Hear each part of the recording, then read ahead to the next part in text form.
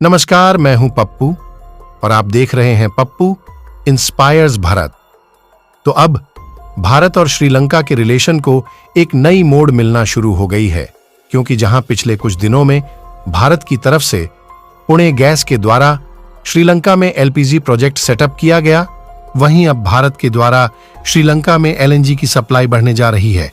यानी कि natural gas की सप्लाई श्रीलंका में बढ़ाने के बाद उन देशों में भारत की एलएनजी सप्लाई कम हो सकती है, जो एलएनजी इंपोर्ट के लिए भारत पर ही डिपेंडेंट है। इसीलिए मालदीव की चिंता बढ़ने लगी है, क्योंकि मालदीव एलएनजी का इंपोर्ट मैनली भारत से ही करता है। पूरी रिपोर्ट क्या है इस वीडियो में समझते हैं। उससे पहले वीडियो को एक लाइक करके चैनल को सब्सक्राइब कर लीजिए।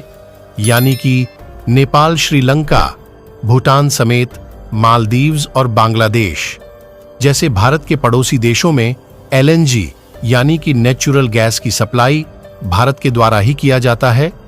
वैसे तो डायरेक्टली भारत के द्वारा एलएनजी की सप्लाई अभी तक इन देशों को नहीं होती थी, लेकिन इनडायरेक्टली यह देश भारत से एलएनजी इंपोर्ट करते हैं और देखा जाए तो इन सभी देशों को भारत के द्वारा सस्ते दामों में नेचुरल गैस का एक्सपोर्ट किया जाता है। अगर ऐसे में भारत के द्वारा नेचुरल गैस की सप्लाई बंद कर दी जाए तो इन देशों में एलपीजी और सीएनजी जैसी गैसों की आपूर्ति नहीं हो सकती। और श्रीलंका ने पिछले कुछ दिनों में जिस तरह से भारत का साथ दिया है, उससे भारत भी श्रीलंका की मदद करने में कोई कसर नहीं छोड़ रहा है। और इसीलिए भारत के द्वारा श्रीलंका में एलएनजी यानी कि नेचुरल गैस की सप्लाई को बढ़ाया जा रहा है। बिजनेस लाइन की एक रिपोर्ट के मुताबिक भारत की जानी मानी natural gas supplier company Petronet Sri Lanka में एलएनजी की सप्लाई को शुरू करने जा रही है। और कमाल की बात यह है कि श्रीलंका को भारत के द्वारा डायरेक्टली एलएनजी की सप्लाई की जाएगी और इसे डायरेक्टली पाइपलाइन के थ्रू सप्लाई किया जाएगा, जिससे ट्रांसपोर्टेशन कॉस्ट को बचाया जा सकता है। और देखा जाए तो भारत और श्रीलंका के बीच यह एक लॉन्ग टर्म एग्रीमेंट होने वाला है, जिसके कारण श्रीलंका में एलएनजी सप्लाई करने की तैयारी पाइपलाइन के थ्रू की जा रही है। आपको बता दें कि पिछले साल 2023 में भारत और मालदीव के बीच कुछ डील हुई थी, जिसमें इस साल यानी कि 2024 में भारत मालदीव को नेचुरल गैस की सप्लाई करने वाला था। लेकिन मालदीव का चीन की गोद में बैठकर भारत को तेवर दिखाने का अंजाम उल्टा उसी पर भारी पड़ चुका है। फिलहाल भारत और श्रीलंका के बीच एलएनजी के लिए फाइनल की गई इस डील को देखा जाए तो इसमें भारत की पेट्रोनेट एलएनजी श्रीलंका में हर साल 300 मेगावाट कैपेसिटी की नेचुरल गैस सप्लाई करने का काम करेगी। शुरुआती दौर में तो एलएनजी की सप्लाई कंटेनर के द्वारा की जाएगी, जिसमें भारत और श्रीलंका के आइलैंड के बीच शिपिंग के माध्यम से आसानी से नेचुरल गैस की सप्लाई करने का प्लान बनाया गया है। लेकिन कुछ दिनों बाद इसे पाइपलाइन के जरिए भेजने का काम किया जाएगा, क्योंकि ये एक लॉन्ग टर्म एग्रीमेंट है, तो इससे ट्रांसपोर्टेशन कॉस्ट बचाई जा सकती है।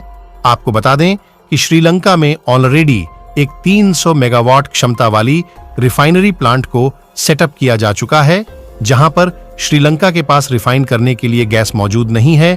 यानी कि देखा जाए तो श्रीलंका में इस समय नेचुरल गैस की डिमांड काफी ज्यादा है और ये भारत के लिए एक अच्छा कदम साबित हो सकता है। भारत और श्रीलंका के बीच इस डील में कंटेनर के माध्यम से भारत और श्रीलंका के सबसे नजदीकी आइलैंड द्वारा सप्लाई की जाएगी। और इस रिपोर्ट में यह भी बताया गया है कि जिस कंटेनर द्वारा लंक की सप्लाई होगी उसकी कैपेसिटी 17 टन तक होगी, जहां हर दिन लगभग 850 टन एलएनजी हर दिन श्रीलंका में एक्सपोर्ट किया जाएगा। यानी कि कुल मिलाकर श्रीलंका में नेचुरल गैस की रिक्वायरमेंट को पूरा करने के लिए हर दिन लगभग 50 कंटेनर भारत के द्वारा शिफ्ट किया जाएगा। हालांकि कुछ समय बाद इसे और भी ज्यादा बढ़ाया जा सकता है, क्योंकि देखा जाए तो डीजल और पेट्रोल से चलने वाली गाड़ियां कम हो रही हैं, बल्कि इलेक्ट्रिक व्हीकल्स और सीएनजी से चलने वाली गाड़ियों की संख्या बढ़ रही है। और सीएनजी की डिमांड बढ़ जाने से श्रीलंका में और भी ज्यादा मात्रा में नेचुरल गैस एक्सपोर्ट करना होगा। वैसे भी इस समय भारत और श्रीलंका के रिलेशन पहले से ज्यादा मजबूत और अच्छे हो रहे हैं, जिससे भारत के लिए यह एक अच्छा और मददगार कदम साबित हो सकता है। तो अब भारत और श्रीलंका के बीच नेचुरल गैस की इस शानदार डील के लिए कमेंट बॉक्स में अपनी राय जरूर शेयर करें और वीडियो को एक लाइक करके चैनल को सब्सक्राइब कर लीजिए। धन्यवाद। जय हिंद।